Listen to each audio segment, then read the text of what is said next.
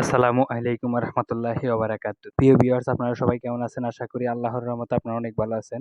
প্রিয় ভিউয়ার্স, আজকে আপনাদের সামনে কি জন্য এসেছি অবশ্যই আপনারা টাইটেল এবং থাম্বনেল দেখে বুঝে গেছেন। প্রিয় ভিউয়ার্স, কখনো পাগলা কুত্তা পাগল হলে তাদের সাথে মানুষ কিন্তু পাগল হয় না। আর আপনারা অবশ্যই দেখতেছেন এই পাগলা কুত্তা তো আগে থেকেই পাগলা কুত্তা। কুত্তাকে আর মানুষের সাথে তুলনা দিয়ে কোনো লাভ নাই। কারণ আল্লাহ তাকে সৃষ্টি করেছে সৃষ্টির সেরা জীব হিসেবে। কিন্তু সে সৃষ্টির নিকৃষ্ট জীব হিসেবে বাঁচতে চায় এবং কি চলতে চায়। তার চলাফেরা, কথাবার্তা, আচার-আচরণ এগুলা বোঝা যায়। কারণ না হয় সে এত বড় আমাদের বাংলাদেশের একজন আলেমকে নিয়ে এইসব উল্টাপাল্টা কথা বলতে পারতো না, কটূক্তি করতে পারতো না। তো প্রিয় ভিউয়ার্স, আপনারা আগে এই ভিডিও ক্লিপটি শুনেন, তারপর আপনাদের সাথে আলোচনা করতেছি। ওনার নাম হলো আহমদুল্লাহ সাহেব। সবাই তার নামে শায়েখ লেখে। বেটা যত বড় হুজুরই হোক, আহমদুল্লাহ হই যা আহমদুল্লাহ।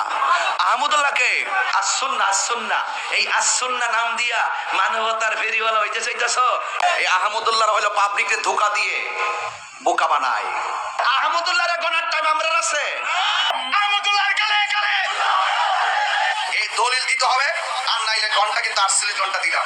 ওই যে আহমদুল্লাহ, আহমদুল্লাহকে সে তো এই কথা বলে আহমদ না আহম্মকের পরিচয় দিয়েছে। কথা ঠিক না বেঠিক? তো হ্যাঁ, প্রিয় ভিউয়ার্সরা, আপনারা অবশ্যই ভিডিওটি দেখছেন এবং শুনেছেন। আর কি বলবো, আমার ভাষা আসছে না মুখে দিয়ে, আমার কান্না চলে আসছে। যেই জায়গায় আমরা ৯৯% মনে হয় ৯৯ নাকি ৯৫% মুসলমান বাংলাদেশে হইয়াও আমরা ইসলামের জন্য কেউ কখনো লড়তে পারি না এবং লড়াই করতে পারি না। যেই কোনো জায়গায় আমরা ব্যর্থ হই। ওই জায়গায় আমাদের শাহেখ আহমদুল্লাহ সাহেব কিছু করতেছে এবং করছে। এই জায়গায় কিছু মানুষের চুলকানি উঠে গেছে। আর চুলকানি উঠার পর অনেক কথা বলছে, ওইগুলা নিয়ে ভিডিও বলি নাই।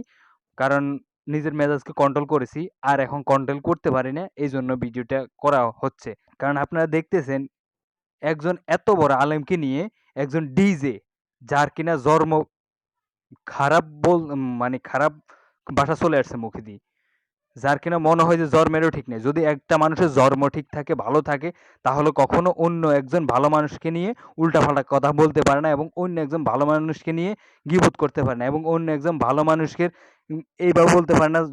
আহমেদুল্লাহর মুখে দিয়ে উচ্চারণ করতে মন চায় না, জুতা মারো তালে তালে। আল্লাহ, তুমি তাদেরকে হেদায়েত দাও, আর না হয় তাদেরকে ধ্বংস করে দাও। আল্লাহ, আর পারছি না। কারণ অনেক সহ্য করছি, অনেক কিছু বলছে, সবকিছু সহ্য করছি। এখন এইগুলা বলার পরে আর সহ্য করতে পারি না।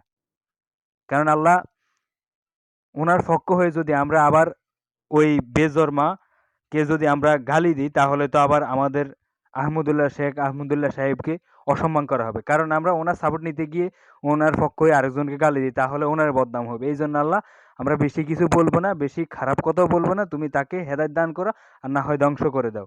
আর আল্লাহ, তুমি তো দেখো, তুমি তো জানো এই লোকটা কিরকম। আল্লাহ, তুমি বানাইছো মানুষকে সর্বশ্রেষ্ঠ জীব হিসাবে, কিন্তু মানুষ এখন সর্বনিকৃষ্ট হতে যাচ্ছে। হে আল্লাহ, তুমি কি করতে পারো, তাদেরকে তাদের স্বচক্ষে দেখিয়ে দাও। কারণ আমাদের এমন একটা ভালো আলেমকে নিয়ে এভাবে কথা বলতেছে, তুমি তাকে একেবারে হাতে নাতে প্রমাণ দিয়ে দাও। যেই গালে এইভাবে উল্লেখ করে কুটু কথা বলছে, আল্লাহ তুমি ওই জবান বন্ধ করে দাও।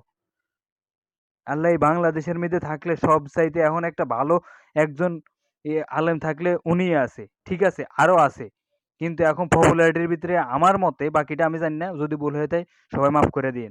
আমার মতে পপুলারিটির মধ্যে উনি আছে। আগে ছিল মিজানুর রহমান আজহারি, এখন মিজানুর রহমান আজহারি সাহেব অবশ্যই বাংলাদেশে আসে না। এই জন্য এখন বাংলাদেশে আমাদের কোরআনের ফাঁকি বড় একজন ফাঁকি আছে, উনি। সেই জায়গায় আমাদের কোরআনের ফাঁকিকে নিয়ে এভাবে বলে এইসব কুটু কথা, আল্লাহ আমরা সহ্য করতে পারি না। অন্তরের খবর তুমি জানো আল্লাহ, অন্তরের খবর তুমি জানো, আর কেউ জানে না।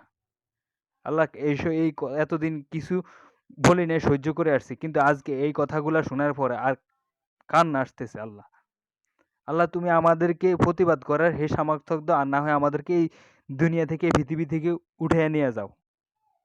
কারণ আমরা চাই না নামের মুসলমান হয়ে বাঁচতে, কামের মুসলমান হয়ে বাঁচতে চাই। কিছু কুটু মানুষ আজকে তাকে নিয়ে কটূক্তি করতেছে, কটূক্তি কথাবার্তা বলতেছে। আল্লাহ, তুমি তাদের জবান বন্ধ করে দাও। আর না হয় আমরা যেহেতু প্রতিবাদ করতে পারি না, তুমি আমাদেরকে এই পৃথিবীতে বাঁচিয়ে রাখো না, তুমি তোমার কাছে নিয়ে যাও আমাদেরকে। তো প্রিয় ভিউয়ার্স, যদি আমার ভুলভ্রান্তি হয় তাহলে আপনারা ক্ষমা করে দিবেন। কারণ প্রিয় ভিউয়ার্স, আমি অনেক কন্ট্রোল করছি, আর কন্ট্রোল করতে পারি না। মানুষ বলতেই ভুলভ্রান্তি হলে ক্ষমা করে দিবেন। তো আর বেশি কথা বলতে পারবো না, কারণ কথা আসতেছে না। এইসব কিছু শোনার পরেও বাংলাদেশ সরকার কেন এগুলোর পদক্ষেপ নিচ্ছে না তাও জানি না। আর নিবে বা কেন? সবাই তো অবশ্যই জানেন। যাকে এসব দিকে যাব না গেলে অবশ্যই উম আমারে নিজের ক্ষতি চলে আসবে। কারণ সকাল দেখব যে বাড়িতে পুলিশ এসে হাজির। তো বেশি কিছু বলব না। প্রিয় ভিউয়ার্স ভুল হলে মাফ করে দিন। ক্ষমা করুন। ওকে আল্লাহ হাফেজ। ভালো থাকবেন। পরবর্তী ভিডিওর অপেক্ষায় থাকবেন। আল্লাহ হাফেজ।